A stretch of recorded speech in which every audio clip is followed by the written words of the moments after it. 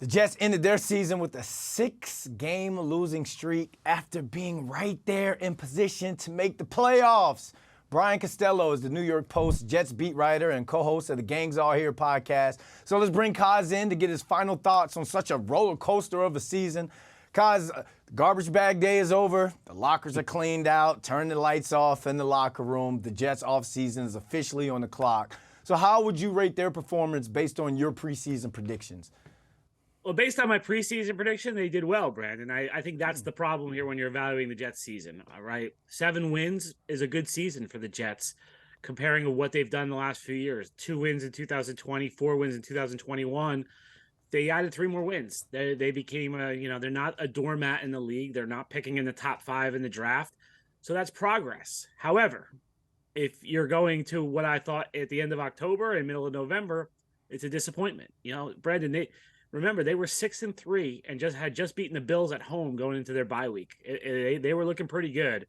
Then they go to 7-4 after they beat Chicago. To lose 6 games in a row is just such a huge disappointment for this team. So there's kind of 2 parts of this evaluation. There's the preseason, and then there's where the expectations were in the middle of the year.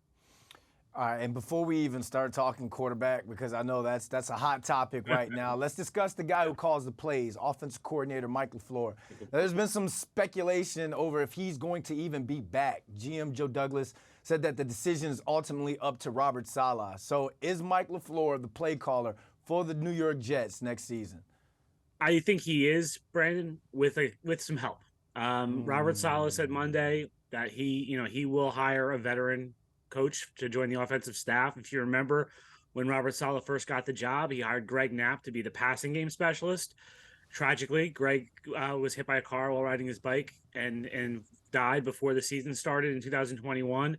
They sort of patchworked it in 21. They didn't have anyone this year in that role. So I think Saleh realizes he needs to give his young coordinator some help. So I would expect a veteran coach to come in. I think Mike LaFleur is still the offensive coordinator, but I think he has a veteran voice in his ear in 2023. That's going to be interesting to see how that dynamic goes down. So let's talk about the quarterback situation now. Yesterday, Zach Wilson, he said all the right things when he spoke to the media, said he loves the organization, said it's special. But come on, that's player talk right there. Do you see the Jets addressing the quarterback situation in the offseason? They better, Brandon. They better do something.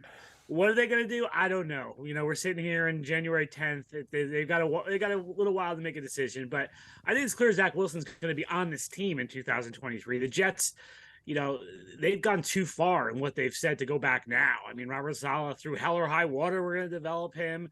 And Joe Douglas saying, they're not giving up on talent early. They made it clear he's going to be on the team. I don't really think they have a choice there, Brandon. I don't think anyone's taking him in a trade. So that's the way that went. The question now is, what do you do around Zach Wilson? Is Mike White back? He's a free agent. Do you go after Jimmy Garoppolo? Do you go after Derek Carr? Is there someone else out there in a trade? And then what does it look like? Is Zach Wilson the number 2? Is Mike White the number 2? Is this a quarterback competition in August between a few guys? They have a lot of decisions to make, Brandon, and I'm glad I don't have to make them because they're not easy.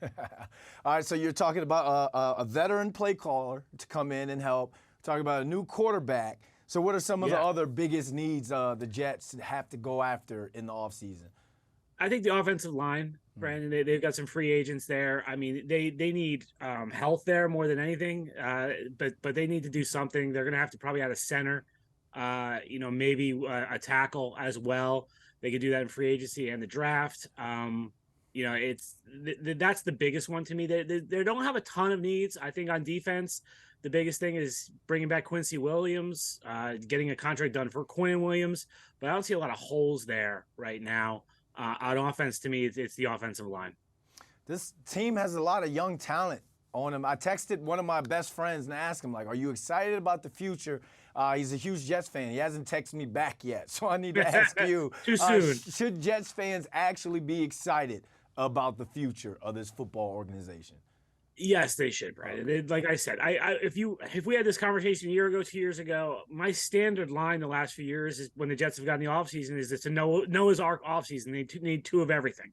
That's no longer the case. They've got some players. They don't have a lot of holes on this roster. The defense was number 3 in the NFL. And then, yesterday when we were in the locker room talking to guys, you see Breece Hall, you see Mekhi Becton, you see Elijah Vera Tucker, and you remember they lost some talent from this team. If they can get those guys back healthy and producing and showing the potential that they did early in their careers, right? This is, they've got some players here.